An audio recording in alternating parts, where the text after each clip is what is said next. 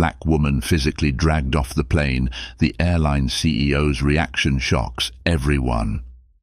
Amara Johnson tugged the leather strap of her carry-on tighter over her shoulder as she stepped onto the jet bridge. The air was thick and stale, heavy with the scent of recycled ventilation, but it wasn't just the atmosphere that felt oppressive. The unspoken tension of the moment settled on her chest, a weight she'd grown all too familiar with. She'd flown countless times before business, pleasure, charity work. But today's flight to Chicago carried a unique importance. It wasn't just another business meeting. It was an opportunity to secure a deal that would uplift her company and create jobs for hundreds in underprivileged communities. She'd prepared for weeks, poured her soul into every detail. She needed this to go smoothly. Her heels clicked confidently against the linoleum floor as she walked down the aisle, her tailored navy suit immaculate. She'd learned early on that projecting confidence was a necessity, not a luxury. Her mother used to say, "You don't just represent yourself, Amara. You represent everyone who ever doubted someone like you could be here." As she approached her seat in first class, she caught the lingering stares. Some passengers glanced at her once and quickly looked away, feigning disinterest. Others stared longer, their eyes scanning her from head to toe, as if trying to make sense of her presence in the exclusive cabin. Amara was used to it. First class wasn't a place where people expected to see someone like her dark skin, natural curls, and the poise of someone who belonged. But she did belong. She'd earned her way here 100 times over. Sliding her bag into the overhead compartment, Amara felt a shadow beside her. A flight attendant, blonde, mid-40s, and exuding an air of practiced politeness, stood waiting. "Can I help you with that?" the woman asked, her tone saccharine sweet but clipped at the edges. "No, thank you," Amara replied with a polite smile, her bag already secure. "I've got it." The attendant lingered for a moment, her gaze narrowing slightly, before offering a curt nod and moving on. Amara could feel the unspoken questions in the air. Did she really buy this ticket? Is she in the right place? Settling into her seat, Amara placed her laptop bag beneath the chair in front of her and exhaled. She reminded herself of the mantra she always used in these situations. Stay composed. Never let them see you sweat. The pre-flight bustle continued around her. A man in a pinstripe suit placed his briefcase in the overhead compartment with an air of entitlement, barely acknowledging her as he sat down across the aisle. Another woman with a designer scarf and a loud phone voice complained to a flight attendant about the lack of sparkling water. Amara reached for the small bottle of water left at her seat and took a slow sip, feeling the cool liquid calm her rising irritation. Just as the doors were about to close, a tall man in a rumpled blazer rushed into the cabin. He was flustered, his tie askew, and the flight attendant quickly escorted him to his seat in coach. Amara noticed the attendant's demeanor shift, smiling, accommodating as though she were genuinely eager to assist him. The contrast was glaring, but Amara forced herself to look away. Moments later, the same flight attendant returned, now holding a tray of welcome drinks. "Champagne or orange juice?" she asked, offering the options with a perfunctory smile. "Orange juice, please," Amara said. The attendant handed her the glass, but didn't meet her eyes. Amara thanked her anyway, the sharp edge of dismissal in the woman's manner cutting more deeply than she cared to admit. She sipped her juice slowly, willing herself to focus on the upcoming meeting rather than the weight of the stares or the microaggressions layered into the service. The announcement from the captain came over the intercom, his voice calm and steady. "Ladies and gentlemen, we're expecting a smooth flight today. Please take your seats and prepare for takeoff." Amara placed her empty glass on the tray and pulled out her laptop, ready to review her notes one last time. But as she adjusted her seatbelt, the flight attendant returned, this time with a frown etched deeply into her features. "Ma'am," she began, her voice sharper now, "you'll need to stow your laptop until after takeoff." Amara blinked, surprised by the unnecessary sternness. "Of course," she said, her voice calm. She closed the laptop and tucked it under her seat. The attendant lingered. "Is there something else?" Amara asked, her tone still measured. "No," the woman replied, her lips pressed into a thin line. She walked away, but not before Amara caught her muttering something under her breath. Though the words were inaudible, their intent was clear. Amara straightened in her seat, her hands gripping the armrests. The familiar pang of frustration bubbled beneath her composed exterior, but she reminded herself once again, "Stay composed. You have nothing to prove to anyone here." The plane's engines roared to life, and Amara closed her eyes for a moment, centering herself. She didn't know then that this flight would change the course of her life and the lives of those around her forever. Amara's eyes fluttered open as the plane began its ascent, the gentle vibrations of the engine humming beneath her seat. Outside, the clouds rolled by in layers of soft white, a serene view that contrasted with the tension that lingered in her chest. She adjusted her seatbelt slightly and glanced around the cabin. The other passengers seemed settled into their routines, reading, scrolling through phones, or closing their eyes in quiet preparation for the 2-hour flight. Amara tried to do the same, willing herself to relax, but the prickling sensation of being watched refused to subside. Across the aisle, the man in the pinstripe suit had been stealing glances at her. Each time she turned her head even slightly in his direction, his eyes darted back to his magazine, the glossy pages trembling slightly in his hands. Amara sighed inwardly. She'd seen this behavior before: the curiosity, the judgment, the silent calculations about her worthiness to occupy this space. She leaned back in her seat, determined to shake off the discomfort. But no sooner had she closed her eyes than she heard the sharp click of heels approaching down the narrow aisle. It was the flight attendant, Nancy, and her presence was unmistakably charged. "Excuse me, ma'am." Nancy's voice cut through the low murmur of the cabin. Amara opened her eyes to find the woman standing over her, arms crossed tightly against her chest. "It seems there's been a misunderstanding about your meal preference." Amara frowned slightly. "I don't believe there's been a misunderstanding. I confirmed my vegetarian meal during booking." Nancy's lips curled into a strained smile that didn't reach her eyes. "Well, we don't have a vegetarian option listed for you. You'll need to choose from the available options."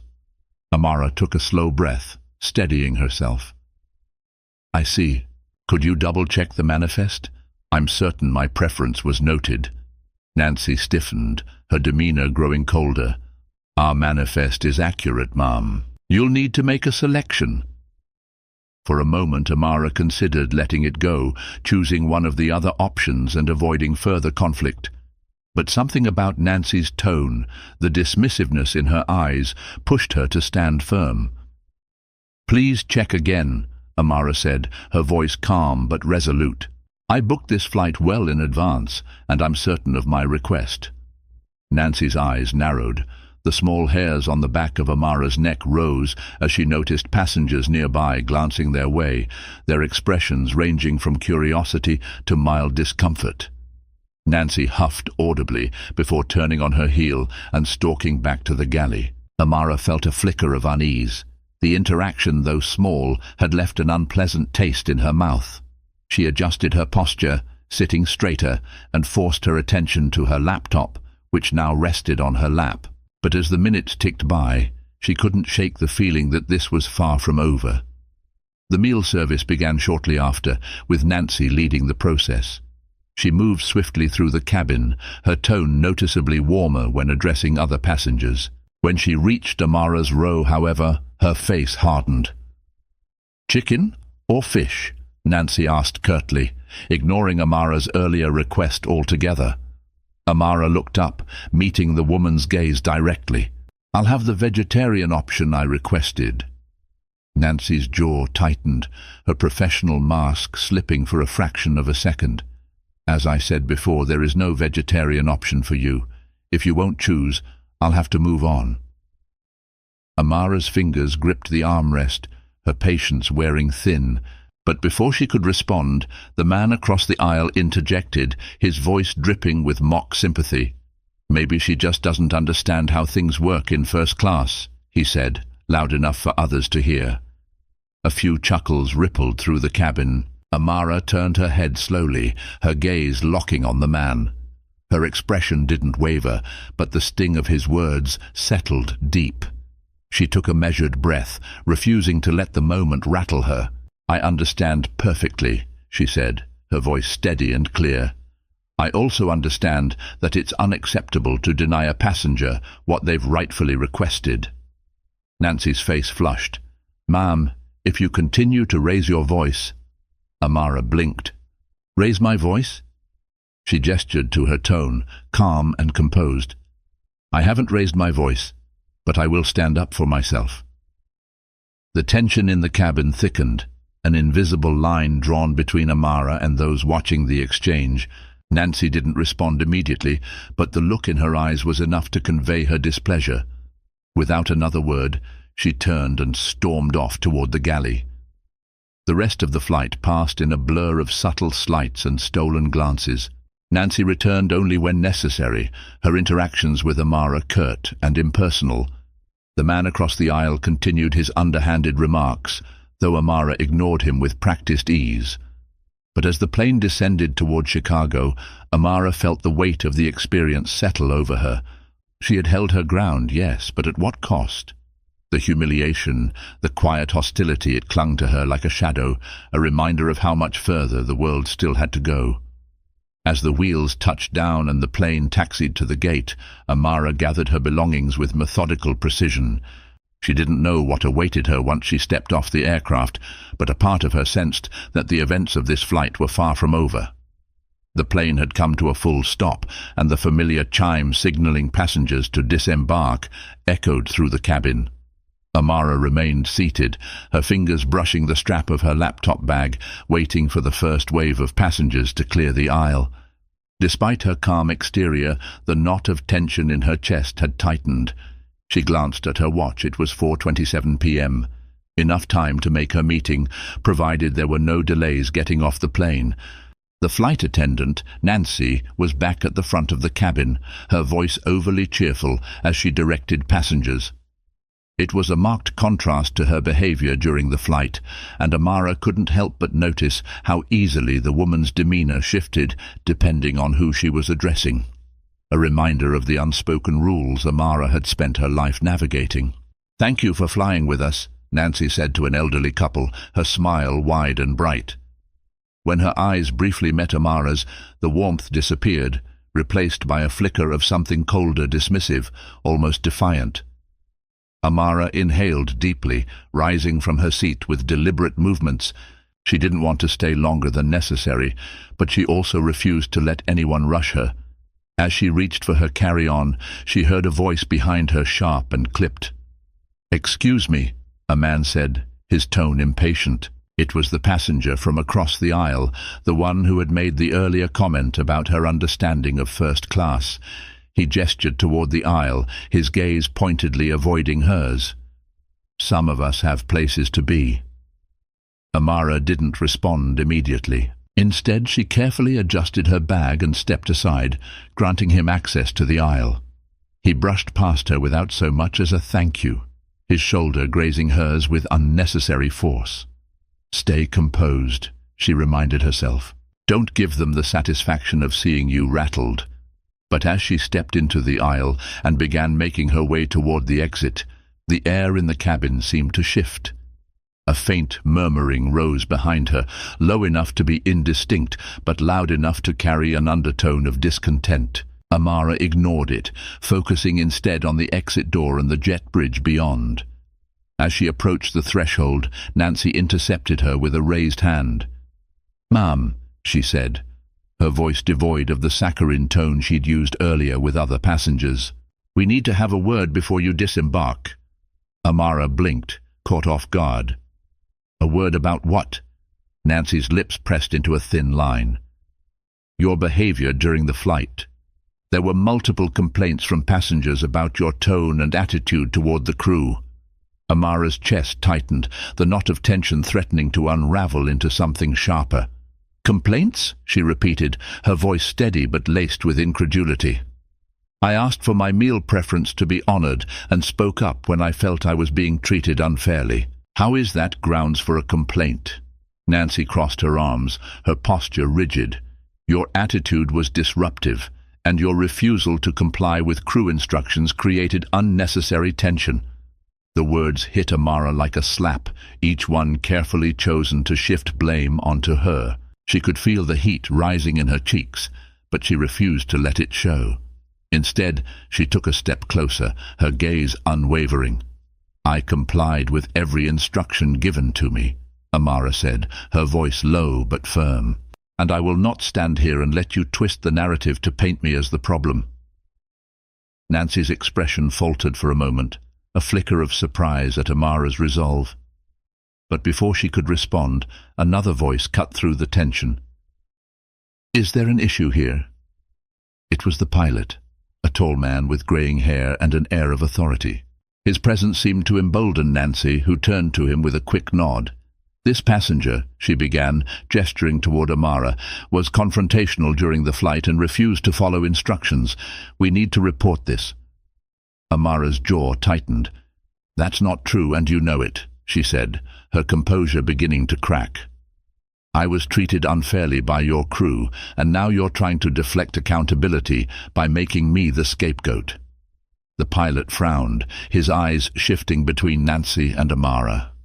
Let's handle this calmly, he said, his tone measured. Ma'am, if you could step aside so we can sort this out. No, Amara said, her voice cutting through the rising tension. She straightened her posture, the full weight of her dignity and presence filling the small space. I'm not stepping aside because I've done nothing wrong. If you want to report me, you'll need to explain exactly what I did that warrants it, and I suggest you be very specific. A hush fell over the nearby passengers, many of whom had stopped to watch the confrontation unfold. Nancy opened her mouth to speak, but no words came out. The pilot shifted uncomfortably, clearly unprepared for Amara's unyielding stance.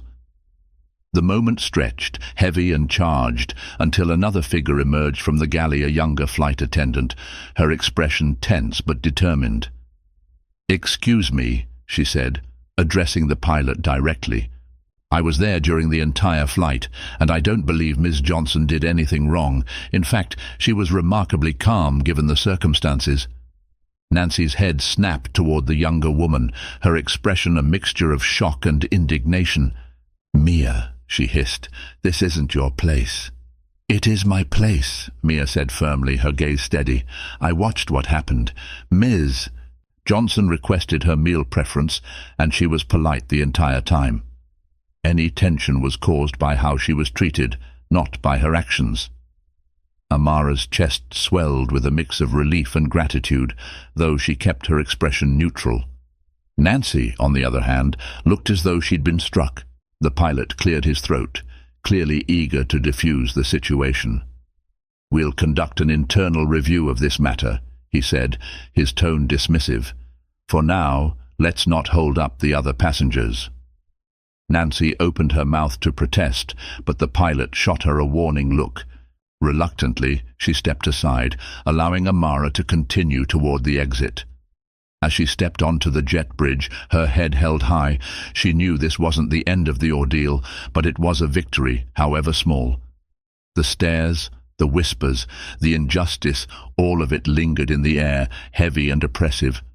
But as Amara walked away from the plane, she carried something else with her. A quiet, unshakable determination to ensure that this moment would not be forgotten.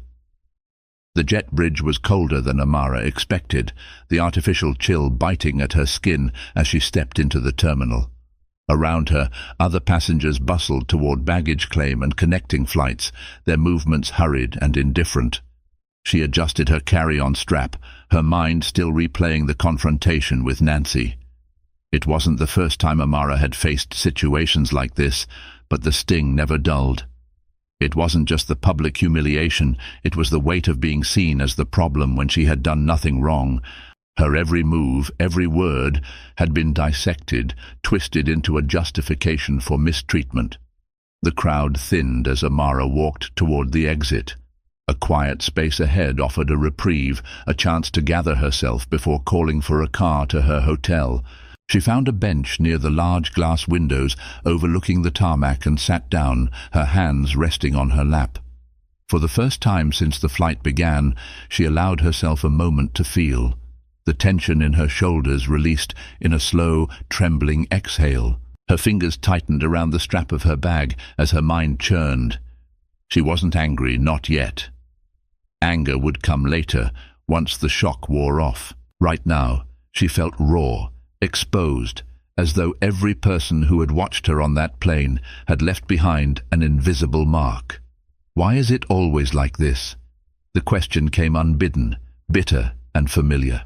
Amara had spent years perfecting the art of composure, of maintaining a veneer of calm, no matter the provocation. But moments like this chipped away at that armor, each experience leaving behind a scar. "Excuse me." The voice startled her, pulling her from her thoughts. Amara looked up to see a young woman standing a few feet away, her expression hesitant but kind. She recognized her immediately, Mia, the flight attendant who had spoken up on her behalf. "Hi," Amara said, her voice soft but wary. "Can I help you?" Mia glanced around as if making sure no one was watching, before taking a cautious step closer. "I just wanted to say, I'm sorry for what happened on the flight. It wasn't right, and I thought you should know that." Amara studied her for a moment, the sincerity in her eyes easing some of the tension in her chest. "Thank you," she said. "I appreciate you speaking up. That couldn't have been easy." Mia shook her head, her cheeks flushing slightly. "It wasn't, but it was the right thing to do. Nancy, she has a history of treating certain passengers unfairly, but no one ever says anything because she's been with the airline for so long." The words hit Amara like a slap. A history. That meant this wasn't an isolated incident. It was a pattern, one that had likely gone unchecked for years. "Has anyone reported her?" Amara asked, her voice sharper now. Mia hesitated. "Not officially. People are afraid of retaliation. She's close with some of the senior staff and, well, you saw how she acts. She knows how to protect herself." Amara's jaw tightened. The knot in her chest was back, but this time it burned with something fiercer than before. "Thank you for telling me," she said, her voice firm. "And thank you for standing up for me. It means more than you know." Mia nodded, her expression softening. "You deserved better. I'm sorry you didn't get it." With that, she turned and walked away, leaving Amara alone once more. The terminal buzzed faintly around her, a backdrop to the storm brewing in her mind. Amara pulled out her phone, her fingers moving with purpose as she searched for the airline's customer service line. She wasn't sure what she expected, an apology perhaps, or at least an acknowledgement of what had happened, but as the automated system directed her call, her resolve hardened. She wasn't just doing this for herself. She was doing it for anyone who had been treated like she had, anyone who hadn't had the voice or the opportunity to fight back. After several minutes on hold, a representative answered, their tone overly cheerful. "Thank you for calling Skyway Airlines. How can I assist you today?" Amara took a steadying breath. "I need to file a formal complaint about the treatment I received on Flight 476 from New York to Chicago." The representative paused, their tone shifting slightly. "I'm sorry to hear that. Could you provide some details about the incident?" Amara recounted the events slowly, methodically, her voice measured but firm. She described Nancy's dismissive behavior, the false accusations, and the humiliation she'd endured. The representative listened quietly, occasionally murmuring words of acknowledgement. When she finished, there was a brief silence on the other end of the line. "We take these matters very seriously," the representative said finally. "Your complaint will be forwarded to our management team for review.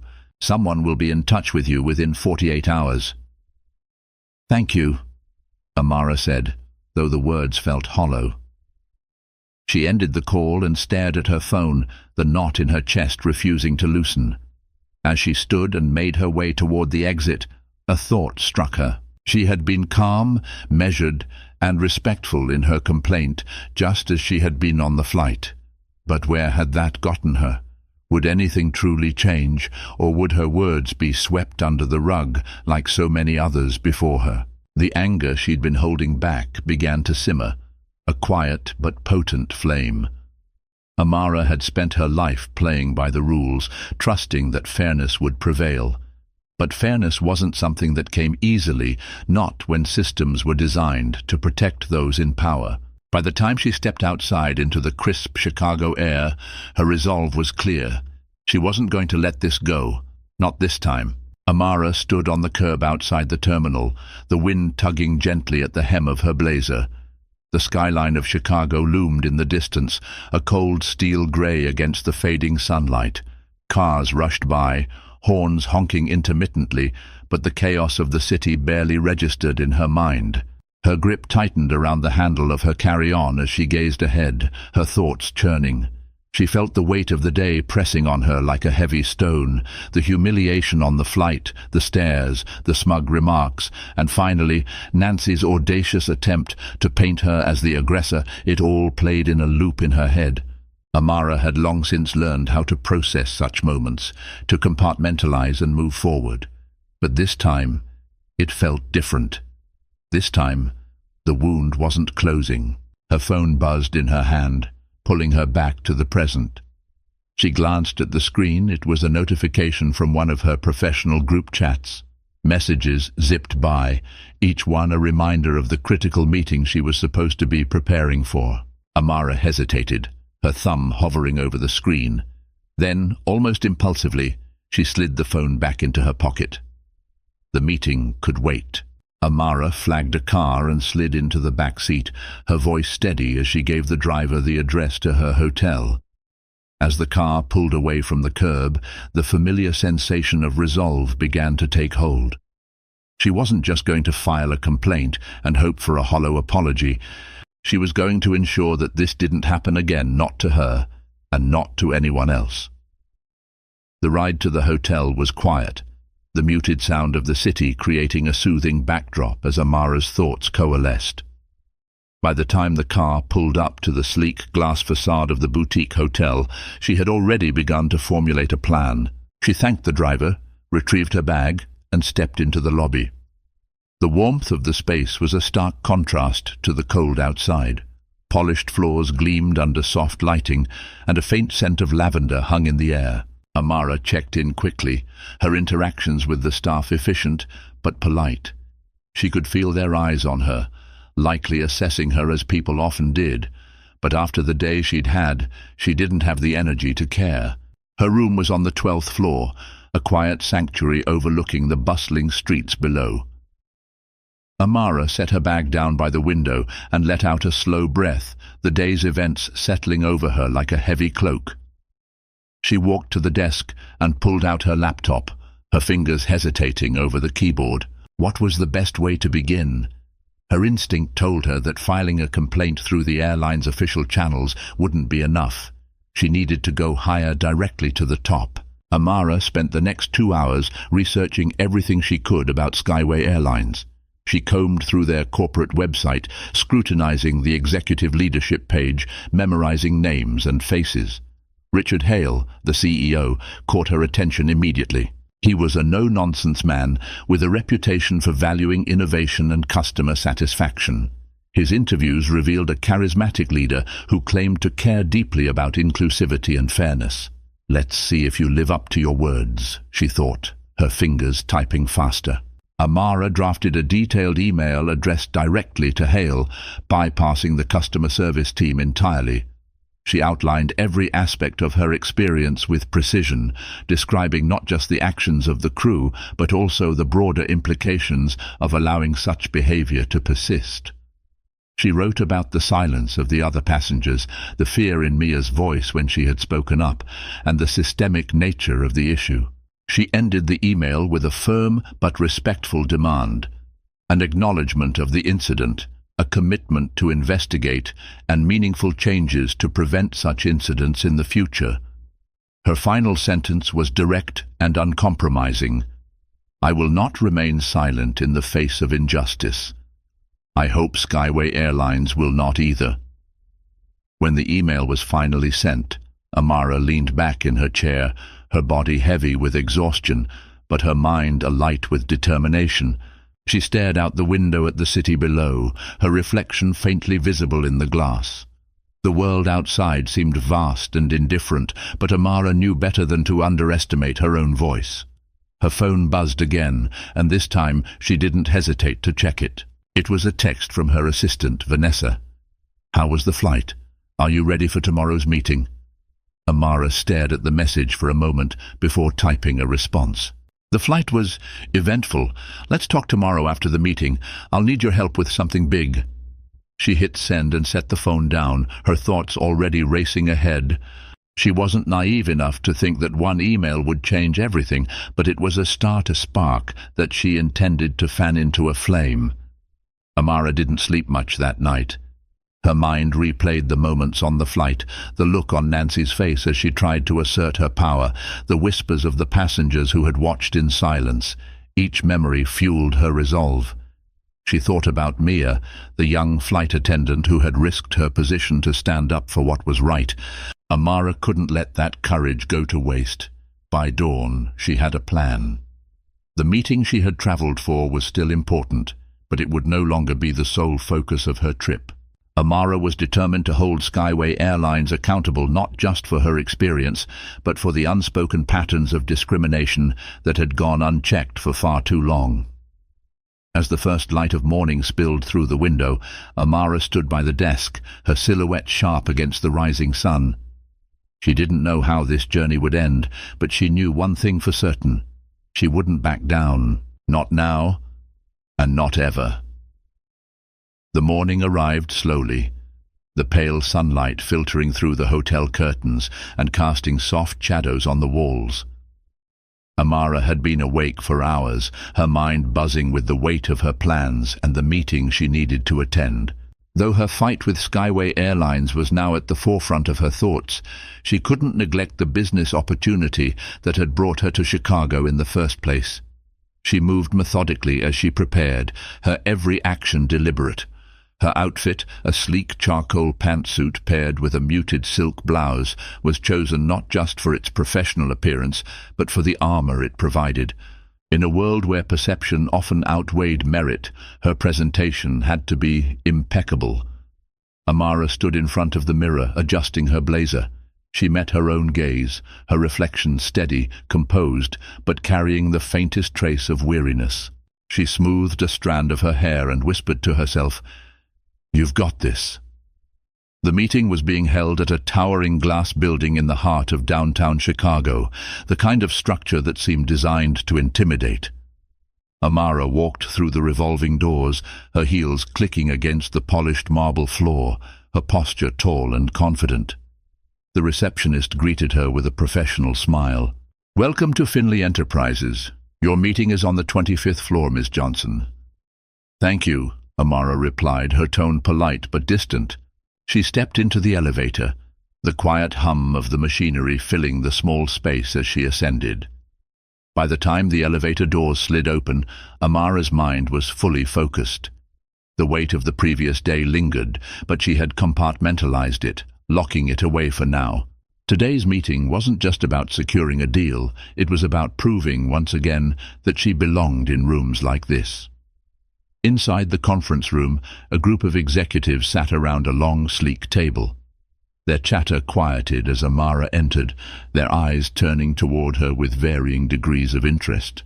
She recognized the subtle dynamics at play, the quick glances, the small nods, the unspoken questions about whether she truly deserved a seat at this table. She ignored them. "Mrs. Johnson," said Martin Finley, the CEO of Finley Enterprises, rising from his chair to greet her. He was a tall man with sharp features and a voice that carried authority. "We're excited to have you here today." Amara extended her hand, her grip firm. "Thank you for the opportunity, Mr. Finley. I've been looking forward to this discussion." They exchanged pleasantries before taking their seats, and the meeting began. Amara presented her proposal with precision and clarity, her voice steady as she outlined the benefits of the partnership. She spoke with the confidence of someone who had spent years mastering her craft. her every word calculated to convey not just competence, but vision.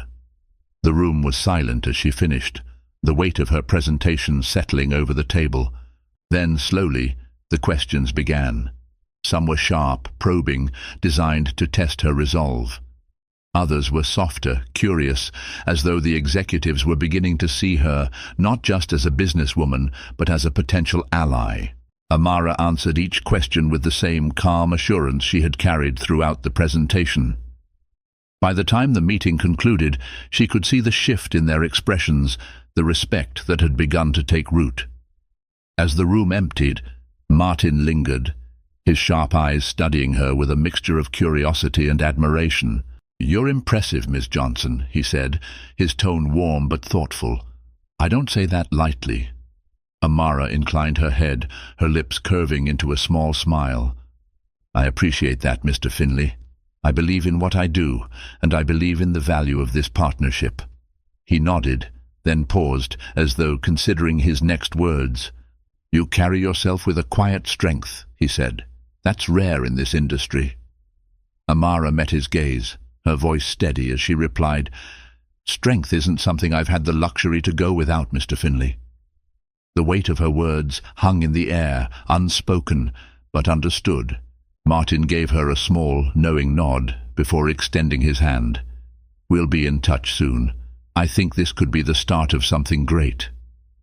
Amara left the building with a sense of quiet satisfaction. The meeting had gone well, and though there were no guarantees, she felt confident in the outcome.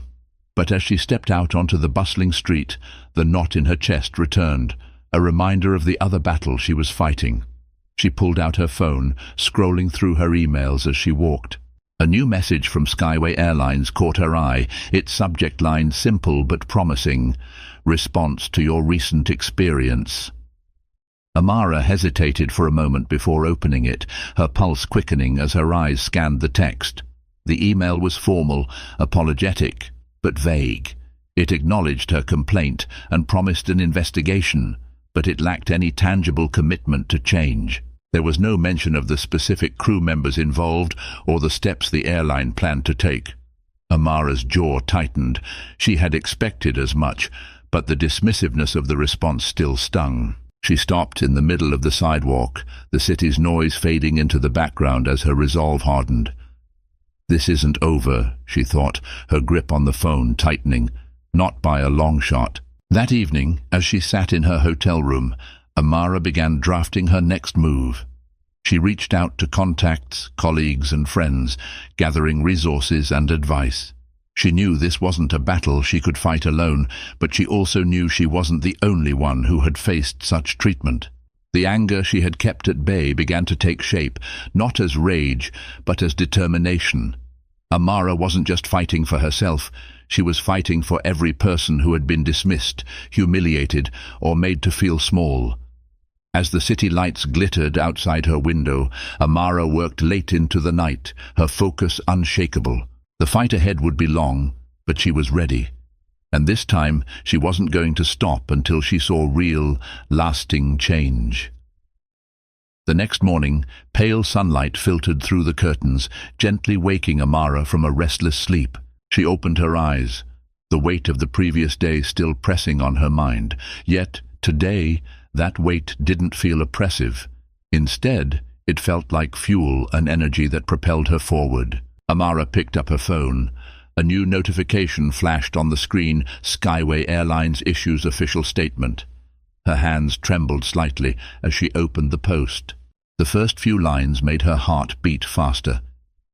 Skyway Airlines deeply apologizes for the unacceptable experience of passenger Amara Johnson on Flight 476. We are committed to making meaningful changes to create a fair and respectful environment for all our customers. While the statement felt carefully worded and diplomatic, Amara recognized it as a crucial first step. Satisfaction flickered in her chest, but she didn't allow it to linger. Words without actions were meaningless. After reading the statement, Amara decided to call Vanessa. "Vanessa, I want us to keep a close eye on this. I need to ensure that this isn't just a hollow apology, but the beginning of real change. Reach out to a few consumer rights organizations and propose partnering with them to monitor Skyway's process. Vanessa responded immediately. I've been thinking the same thing. I also received an email this morning from a lawyer who's interested in collaborating with us. He believes this case could set a precedent and put pressure on other airlines. Amara smiled. That's excellent. Let's schedule a meeting. We need to outline a long-term strategy. That afternoon, Amara sat in her temporary hotel office, a list of goals spread out before her. She didn't just want to improve Skyway Airlines, she wanted to challenge the entire service industry's approach to diversity and inclusion. She had already reached out to activists, diversity training experts, and consumer advocacy organizations. One name on her list made her pause. Mia Carter, the flight attendant who had stood up for her. Amara picked up the phone and dialed Mia directly. "Hello, Ms. Carter," Amara said when the other line picked up. "This is Amara Johnson." "Ms. Johnson," Mia responded, her voice tinged with surprise but steady. "It's an honor to hear from you. I wanted to thank you again for standing up for me in such a difficult moment," Amara said. "But I also wanted to ask if you'd consider joining me in this fight. I'm working with several organizations to push for changes in the airline industry. With your experience, you could help us understand what needs to change from the inside." There was a brief silence before Mia replied, her voice resolute. "I'm deeply honored by your trust, and I'll join you. This is something that needs to happen." That evening, Amara stood by her hotel window, gazing at the glittering city lights against the dark sky. Thoughts of the future swirled in her mind. This wasn't just her story. It was the story of everyone who had been dismissed, discriminated against, or made to feel invisible. She opened her laptop and added a new line to her growing list of objectives. Not just Skyway Airlines transform the entire airline industry. Amara smiled to herself. This was only the beginning.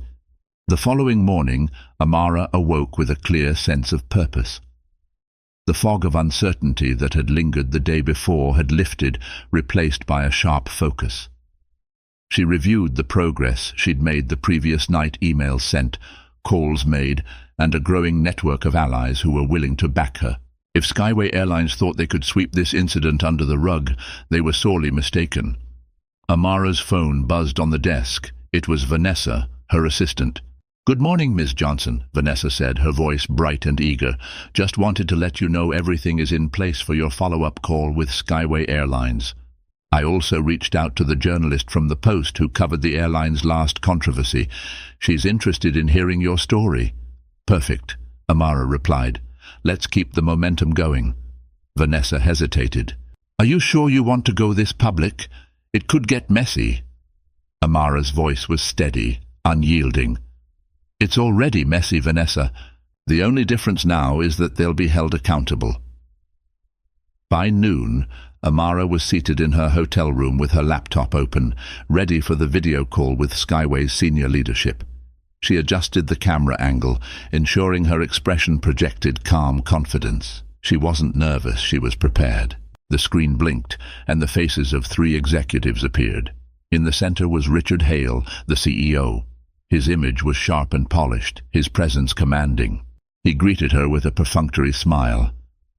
"Ms. Johnson," Hale began, his tone cordial but distant, "thank you for bringing this matter to our attention. We've reviewed your concerns, and we'd like to discuss how we can address them." Amara leaned forward slightly. "Thank you, Mr. Hale. Before we begin, I want to make it clear that this isn't just about addressing my personal experience. This is about addressing the culture within your airline that allows such behavior to persist." Hale blinked, momentarily taken aback by her directness. "Of course," he said, recovering quickly. "We take these matters seriously, and we're committed to ensuring all passengers feel respected and valued." "Then why did your initial response feel like a generic form letter?" Amara countered, her voice calm but pointed. "There was no acknowledgement of the specific behavior of your staff, no outlined plan for corrective action. It felt dismissive." The other executives shifted uncomfortably, their expressions tight. Hale's jaw tightened, but he maintained his composure. "I understand your frustration," he said.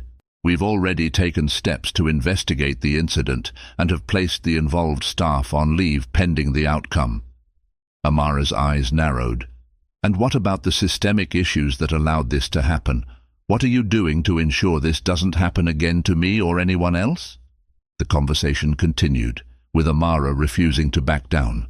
She pressed for specific commitments, mandatory inclusivity training, transparent reporting of discriminatory incidents, and a public acknowledgement of the harm caused by their policies. By the end of the call, Hale looked visibly unsettled, but he agreed to her demands, promising to issue a formal statement within 48 hours. 2 days later, Amara sat in her office, watching as the airline's official statement went live. Hale's voice was measured and somber as he addressed the public. "At Skyway Airlines, we strive to create an environment where all passengers are treated with dignity and respect. We failed to uphold that standard in the case of Mrs. Amara Johnson, and for that we deeply apologize. Effective immediately, we are implementing mandatory inclusivity training for all staff and establishing a passenger advocacy committee chaired by Ms. Johnson herself."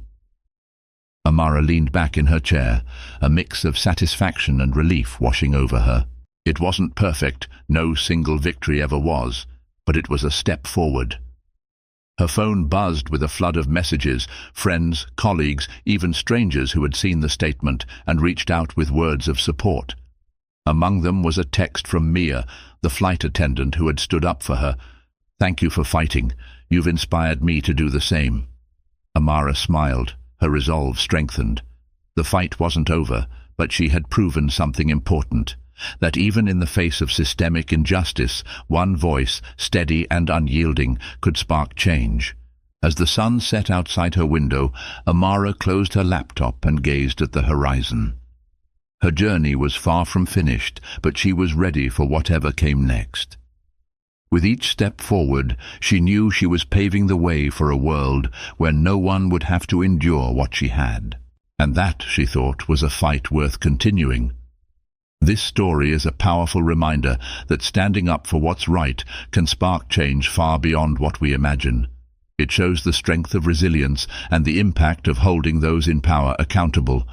If you believe in the power of stories like this to inspire and create change, make sure to subscribe to the channel and turn on notifications. Join our community where we uncover stories that matter and shed light on the truth. Thank you for watching, and I can't wait to share more with you next time.